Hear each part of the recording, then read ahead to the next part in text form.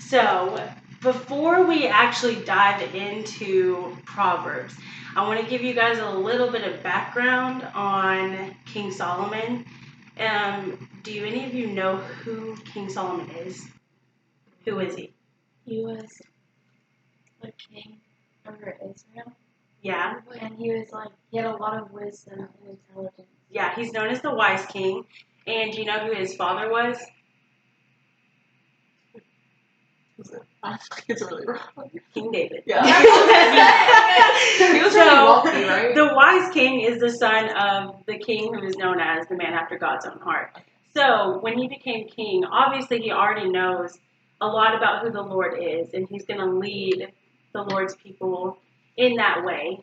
But to get a little bit of background story on who he is and how he became known as the wise king, I'm just going to tell you guys a little bit from 1 Kings, because that's when we really see him stepping up and becoming the wise king. So in 1 Kings chapter 3, verses 3 through 13, we see Solomon offering sacrifices, and the Lord comes to him in a dream and says, Solomon, wish for anything that you desire. And at this point, Solomon could have said, Lord, give me power. Give me more money. Make my people love me. Make me popular. But the thing that Solomon asks for, the thing that he desires, is in verse 9 it says, a discerning heart to govern the people, to govern the Lord's people, and to distinguish between right and wrong. He asked for wisdom, and the Lord honored and blessed that desire of Solomon's, and thus begins him becoming known as the wise king. A couple of verses later, verses 16 through 28, we get to see this first demonstration of Solomon being a wise king. So he's in his kingdom, and these two women come to him and they're arguing. You've probably heard this story, it's kind of popular, but there are these two women and they're arguing about a baby. These two women lived together, they both had babies, and the one woman's baby died in the middle of the night, and she stole the other woman's baby. And she tried to claim it as her own. And so they came before the king to try and get this solved and to get it all figured out. And Solomon says, this is what we're going to do. Give me a sword, and I'm going to cut the baby in half. And the one woman says, don't cut the baby in half. That woman can have the baby. She can have the baby, just keep it alive. And the other woman says, no, cut the baby in half. So she can have one half, and I can have the other half. And Solomon, using his discernment that the Lord has just given him, says, this is the mother of the child, the one that said, give it away to this woman. So all the people that are around that hear this happen, they just marvel at the wisdom and discernment that Solomon shows. Because some other king probably would have just been like, all right, done deal, we're going to cut it in half, and you get that half, you get that half. But Solomon decided to kind of use this test to try and see which woman really was the mother. And he figured it out by using his discernment. And then in the next chapter, 1 Kings chapter 4, verses 32 through 34, it tells us about how people from all over the world, from all other nations, would come to hear Solomon speak and to hear him tell the Proverbs and to tell songs. That is how renowned his wisdom was. It wasn't just in his kingdom. It wasn't just with leading the Lord's people. It was with everyone worldwide. Everyone knew about this wise king. And that is how he becomes known as the wise king. And so now that you know who Solomon is, we're going to dig into kind of a little background of what the Proverbs are. The Proverbs were not all written by Solomon. They were written by other people. And they're not the only set of wisdom literatures that we have. There are other books in the Bible known as wisdom literatures, and those are the books of Job, Psalms, Ecclesiastes, and Song of Solomon. So all 5 of those are wisdom literatures, and I don't want you to think that just because those are labeled as wisdom literature that those are the only place that you can find wisdom in the Bible. Wisdom is everywhere in the Lord's Word. Like, it is riddled with it. You can find it reading any passage. You will learn about the Lord's heart and his wisdom, and you will get discernment by studying those things. But specifically, just those 5 books are labeled as wisdom literatures because they specifically give principles for how to live. And as we read through the book of Proverbs, I don't want you to get into this mindset of it's a list of to-dos, because it does kind of it'll say things like, the wise man will do this and the fool will do this. So I don't want you to read that and then say, okay, well, if this is what the wise man does, then I need to do that, and then I can do that, and then I can do that, and I can do that, and I'll be known as wise. That's not being wise. Having a checklist and getting through with it is not wisdom. It's just having a to-do list. And that's not what the Lord wants for us. He desires for us to have his heart and to have the things of his heart align with ours. And that's when we can begin to have wisdom. So as we read through Proverbs, I want you to just think about your life and the things that the circumstances that you've gone through, the choices that you've made, especially being in high school, even me in college. Like, there are a lot of decisions that I have to make, and I want you to be able to tell if those choices that you've made, the things that you've done, if looking back, you can say, I've walked in wisdom, or I fall into the category of a fool. And so often, you're going to fall into the category of a fool. Wisdom doesn't happen overnight. Like with Solomon, obviously that was something that was on his heart. That was what his heart desired. His heart desired to be a wise king and to lead the Lord's people. He didn't say to lead my people. He wanted to lead the Lord's people. He knew that those around him belonged to the Lord. So that's where it starts. It starts with a heart of understanding and a heart of desiring what the Lord wants. And then you can begin to walk in wisdom. But even when you're walking in wisdom, you're going to fall. And that's okay, because we are human.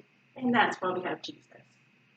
So to start off, we are going to read Proverbs chapter 1, verses 1 through 7. And these are the only verses that we're really going to get into for this chapter. There's a lot more, and I encourage you to read the entire chapter on your own time. But these first 7 verses are really foundational to what the Proverbs are and why we should study them. So Proverbs chapter 1, verses 1 through 7.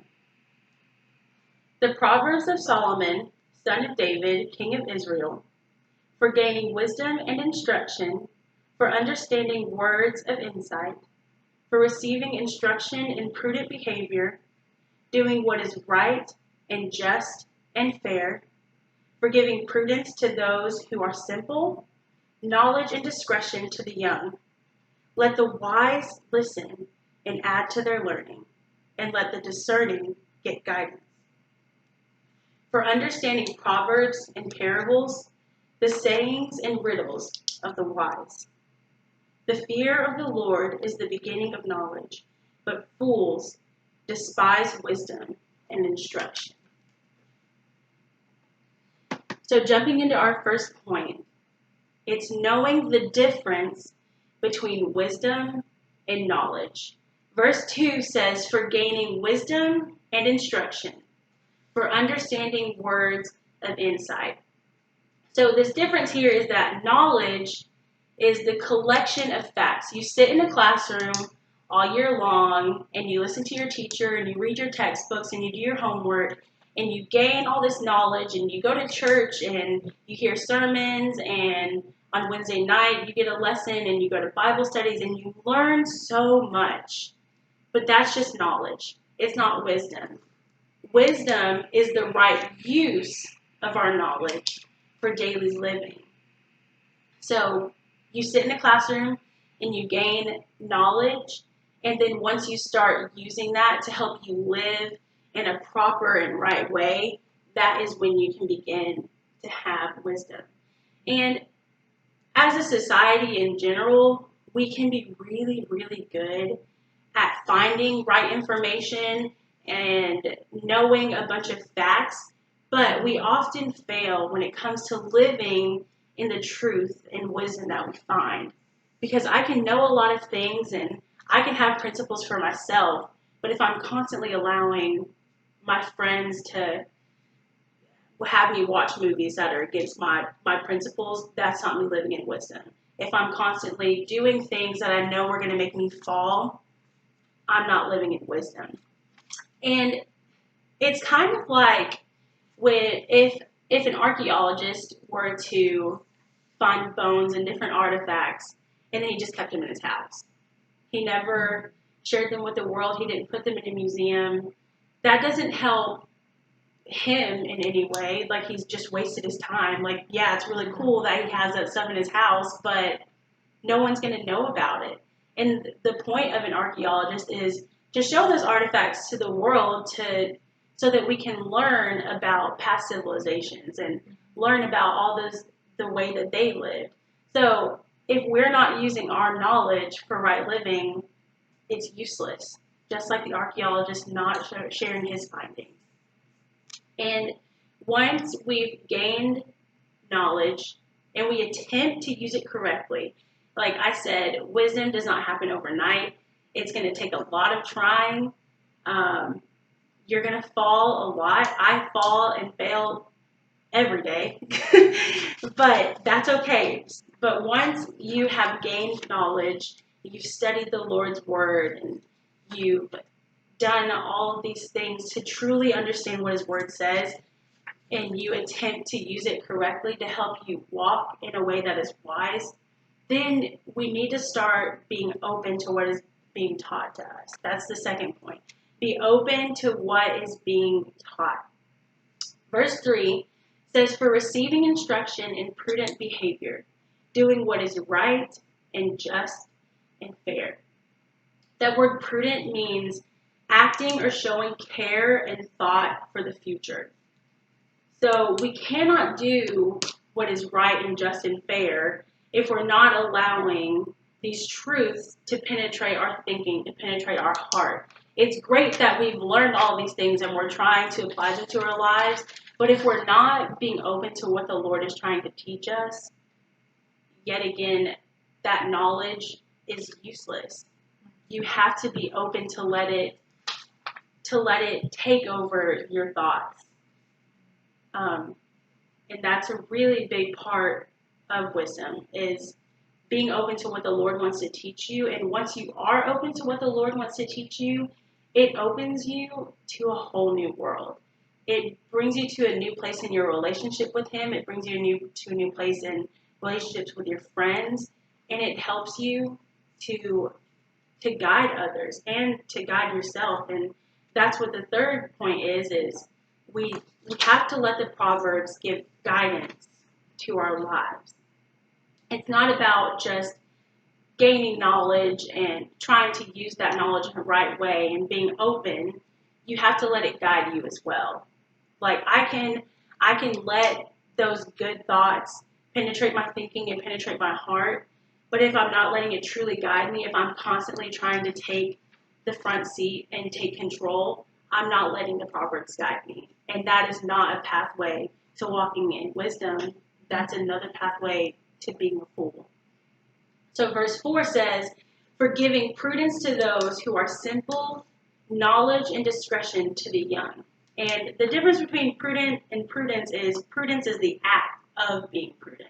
So prudent is acting or showing care and thought for the future, where prudence is the act of being prudent and being cautious. It's cautiousness, being careful about what you're letting in. And in 1 Timothy chapter 4, verse 12, Paul tells Timothy to not let people look down on him because of his youth. And I think that a reason older generations are constantly looking down upon younger generations and telling them you don't have wisdom, you can't change anything in the world. I think it's because the world that we're living in, especially with the worldview, like the secular worldview, is so strong and it's so easy to get dragged into that we're not allowing God's truth to guide us. We are constantly swayed. And so that's why people look down on us. But young people can have wisdom. We just have to be really cautious. We have to have prudence. You need to be cautious about what you're taking in. And the world is all around us. That's not going to change. The world is not going to change according to your will, your way, because you want to be a great Christian and walk in wisdom. It doesn't work that way. But it is the rest of verse 12 says to set an example for believers in speech, in conduct, in love, in faith, and in purity. When we're allowing the Lord and His Word to guide our lives, we can lead people in those different ways. We can be a leader, and the world's not going to change around us, but you can make a difference in the people around you. And you can make a difference just in your life by living in this way and people seeing that. And just in that, people can see wisdom in you and the way that you conduct yourself and the way that you speak to others and the way that you just live your life in showing other people love and living a life of faith and being pure in your thoughts and your actions. And those things can't be accomplished if we're not allowing the scriptures and ultimately the Lord to guide us. You have to let the Lord guide you. You have to give in to Him. And once we've done all that, once you have understood the difference between wisdom and knowledge, and you're completely open to what the Lord is trying to teach you, and you're letting His Word guide you, then you have to remember to never stop being a student. That's the fourth point. Never stop being a student. When I was deciding where I wanted to go to college, everyone and their mom was telling me I was going to go to Word of Life. And I said, no, I'm not. I'm not going. And you know why I didn't want to go? Because I grew up in church. I knew all the church stories. And I genuinely thought that Word of Life was just this place where I was going to go and sit in a classroom and read the Bible and hear about all these stories I already knew. And I was like, Lord, there's nothing more to teach me. I know it all. And eventually I gave in and I went to Word of Life, and it changed my life. It truly taught me that I still have so much more to learn. I know nothing. And I went through 2 years of Word of Life. I'm still in college right now studying the Bible. And every time, I kid you not, I open my Bible and read a passage I've already read before, the Lord teaches me something different. So when you're open to letting the Lord change your life and guide you, and you never give up on learning more about Him, He teaches you so much more. And verses 5 through 6 for the first chapter of Proverbs says, let the wise listen and add to their learning, and let the discerning get guidance. For understanding proverbs and parables, the sayings of the wise. That right there tells us that this book of Proverbs, the Bible in general, it's not just for those who are young and ignorant of certain things. It is for those who have lived and learned, but they still have more to understand. It says, let the wise listen and add to their learning. The people who already are known as wise, the people who are already known for their discernment, let them listen. Let them learn some more. And I don't remember who said this, but it was recently said to me, if I'm still alive, I have more to learn. If my heart is still beating and I'm still breathing, the Lord has another lesson to teach me. And that can be a daily thing. When you're allowing the Lord to just to guide you and teach you, he's never going to stop teaching you things. He's going to constantly add to what you have learned because he wants you to know so much more than you already know. He has so much to teach us. And that is something that I learn every single day. That when I think I'm done and I've got it all right, I don't. And I still have so much to learn. And then in the midst of our learning, you can't forget where you stand. You can't allow the world to just say, everyone is doing this, so you join in that too. You have to, moving on to our next point, you have to remember your foundation.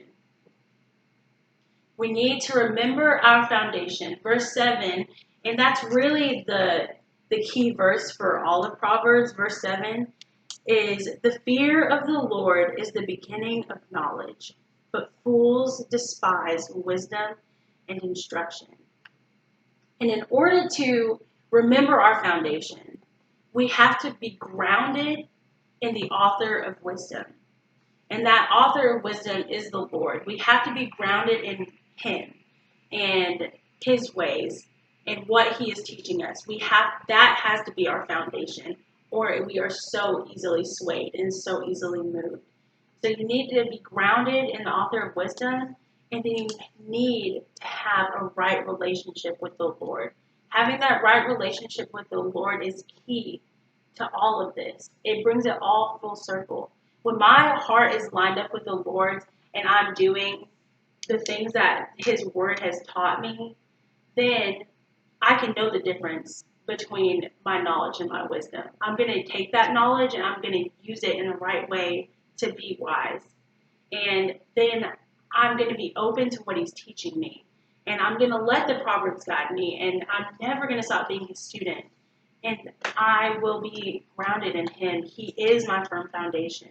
And that is so, so key to all of this. If he is not your foundation, if he's just kind of like here in the back of your mind and you like turn to him every now and then, he's not your firm foundation. Something else is your foundation and you are going to fall. So we get a lot of great principles from the Proverbs, but without knowing who our firm foundation is, we will fail. We need to be grounded in him. And I want you to understand that this fear doesn't mean to be afraid of the Lord. That's what I always used to think whenever I heard that phrase, the fear of the Lord. I was like, I'm supposed to be afraid of him? What? I thought he loved me. It's not being afraid of him. It is having proper reverence for him and having respect towards him and honoring him with the things that we do. That is what fear of the Lord is. And one of my greatest struggles is I'm constantly trying to be in control of my own life. But that is not a proper understanding of the Lord. Me trying to be in control is not me fearing him. It's me wanting to rule my world. It's putting myself on the throne. And when I'm trying to be in control, I lack knowledge of who God is and who I really am. But I begin to have a proper understanding when I place him at the front. When I place him at the front of my battles, every decision that I try to make. And sometimes it's even as small as like, I have a really small problem with I need a new car. And sometimes that's a really small thing. Like some people just save your money and you'll be fine. And that's a really small thing where I can just say, Lord, you have so much more to worry about. Don't worry about this thing that I'm dealing with. It's okay. I've got this. And when you start to lean on yourself and not lean on him, even for those things that seem really small to you, they're really big to him. And he wants the things that we see as small. He wants the small things in our lives just as much as he wants the big things in our lives. It's all the same to him. We are his children, and he wants to love us, and he wants to guide us through those things. And once we have that proper understanding that he wants to do that, then we're properly fearing him. And we are showing respect and honoring him in the small things, just like in the big things. where we go crying to him. And this idea of fearing the Lord is also found in the other wisdom literatures that we talked about. In Job chapter 28, verse 28, it says, "And he said to the human race, the fear of the Lord, that is wisdom, and to shun evil is understanding." Psalm chapter 111, verse 10 says, "The fear of the Lord is the beginning of wisdom." Sounds a lot like the Proverbs verse that we just read. "All who follow his precepts have good understanding. To him belongs eternal praise." So the praise isn't for us. It's that fear of him is respecting him, and he gets the praise always. At the end of the day, all praise goes to him. It's all his. And then again in Proverbs chapter 9, verse 10, it says, "The fear of the Lord is the beginning of wisdom, and knowledge of the Holy One is understanding."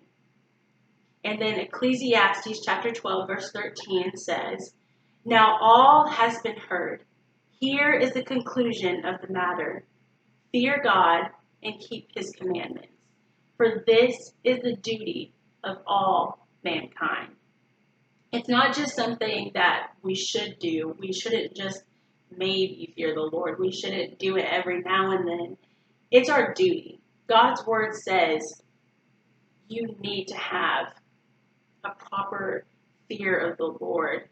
And it's not being afraid of him. It's not coming to him trembling. It's just coming to him and honoring him with everything and showing him the respect that he so deserves.